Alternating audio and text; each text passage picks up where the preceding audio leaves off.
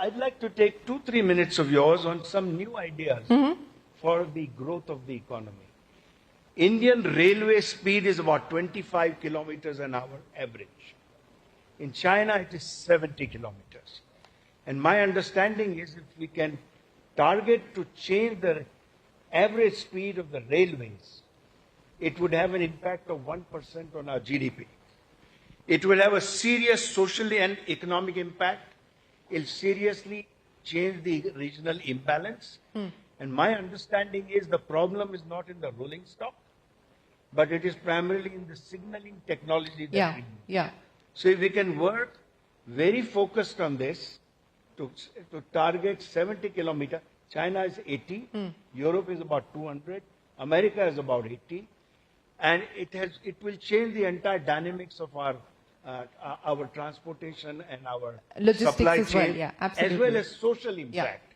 The second point I would say, which I see as an industry, serious issues on HSN classification of raw materials. Thousands and thousands of crores of imports are taking place on the wrong number at lower duty, which they don't deserve. Now that also affects our competitiveness.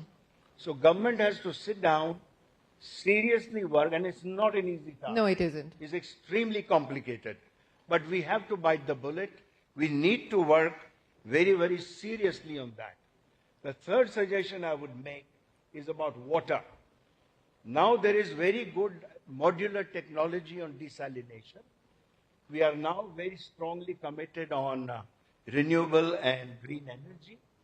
Why should we not put up a lot of facilities on our coastline throughout the country, make governments like I know Gujarat, which is maximum use of water because of its chemical industry, create facilities of desalinated water with renewable energy.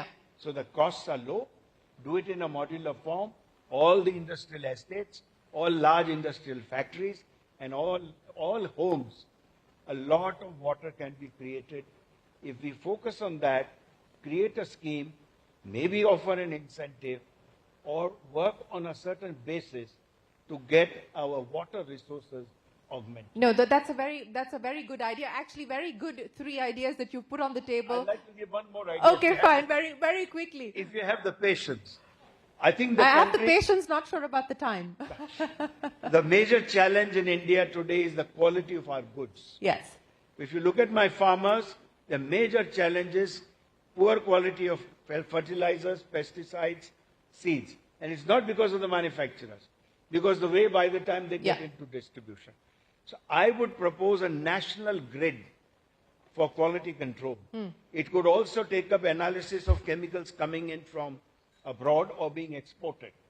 If you create a national grid as an independent agency, almost like an election commission, I think there is a tremendous opportunity to ensure, a tremendous scope in ensuring that only quality goods reach the consumer or our So that's another federal body. One was proposed there by CB, another here by Mr. Singhal. Let me come across to Aditya Ghosh as well. Ashish, I'll come back to you in just a second.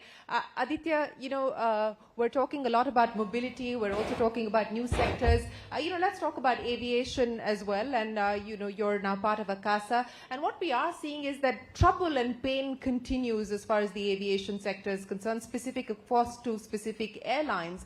But India is still short on capacity. What do you believe the budget or government policy can do? Forget the budget. What do you expect the government to do in this situation to try and ease some of the capacity constraints? Thanks, Shirin. I think Shirin, some things are very different now than what it used to be for the last 10, 15 years. Thanks to consolidation and what has happened, there is structurally a very positive environment around aviation now. There are 3-4 players, primarily professionally run, so whether it's the use of capacity, technology, it's got better. Second is that, like in any business, we continue to be in a highly supply constrained environment with economy growing at about 7%. For us to be able to keep up we need 14-15% addition capacity every year, which is not happening. But what could government do differently? Of course, there is one which we've been, talking about forever, which is around the fuel tax. ATF, right? but that has come down. That has come down to it, and across different states. Yeah. And I think what's also aiding the fact is that if you look at yield and the fare environment, there's an improvement versus last year. Yeah. This summer we saw an 11% improvement year over year. But I think where, the government can do more is actually making it easier for youngsters to get skilled in aviation-related jobs, travel-related jobs, because they are very expensive. Look at pilots, for instance. Yeah. There's a worldwide shortage. And when it takes 50, 60, 70 lakhs to become a pilot, where will affordable finance come from to be able to skill that? And there, I think we have the opportunity to not only skill for India, we have the opportunity to skill for the world. Okay. The second is, related to this, is there's a lot of ancillary industries around it. Yeah. Which can lead to a lot of self-employment, not just jobs. There, I think affordable capital for SMEs, MSMEs, whether it is in tooling, whether it is in equipment manufacturing, services, etc. Today, affordable capital in India is 18, 20, 24%. Right? There, very specifically, if we could bring in affordable capital to create more self-employment as opposed to people looking for jobs, I think that's one significant thing. And the third is there are enough companies, and this is not just in travel and tourism, but across, where enough companies out of India who have the ability to build for the world. So if there was an incentive, and I'm not sure what, but if there was an incentive to encourage, in the first few years, companies which are building from India for the world. I know we have a session on unicorns later. Just trainer wheels, for the first 4 or 5 years. And then once you reach at a certain stage, we started creating global brands. You pull off those trainer wheels. I think those are some of the things. Well, if you are talking to unicorns later, I don't know why the expectation is that the government needs to do more. I think if you look at the unicorn success stories, we've just, one company that's a SaaS company now valued at almost $6 billion has had nothing to do with the government. They've been building out of Chennai and in the valley and building for the world. And I think, Shirin, the only thing is, we are expecting those early stage companies out of India to compete on in the world stage with the same shackles that are around businesses which have been around for 100 years. So in those initial years, some kind of a push, whether it is unshackling from certain requirements or some kind of a push, I think that will help Indian companies reach at the world stage what Israel has done, what China has done, what Silicon Valley has done. I think we have a great opportunity there. Ashish, a quick word from you on what you believe the priorities need to be. Look, I'll do my best to give a quick word. First on infrastructure spending. There was a talk earlier about 30% increase in budgets.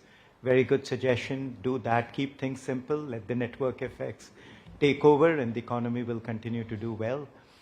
Second, taking off of what Nikhil was talking about, using energy as a place where to reinvigorate manufacturing. The government's doing its bit. I think the industry needs to do a lot more as well, especially where R&D is considered in new energy, which is not a budget topic, but in all the PLIs for electrolyzers as it's looked at, there's not single one with homegrown Indian technology being looked at. Here we're still looking at foreign collaborations. Right. That can only get us that far.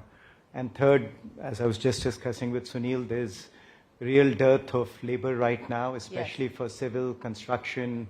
Salil was talking about getting more women, but I think women need to come in, not just on the shop floor, everywhere. They need to show up here. This is the dilemma, isn't it? On one hand, we're talking about not having enough jobs. On the other hand, industry is talking about the fact that there are not enough people that have the requisite skills to be employed. So this is a dilemma that we're dealing with. Sunil, you wanted to come in on that as well? So I would agree completely with what Ashish has said on all the angles. I think the challenge is not getting people, it's getting people who are trained. And I think that is where much more needs to be done in the area of skilling.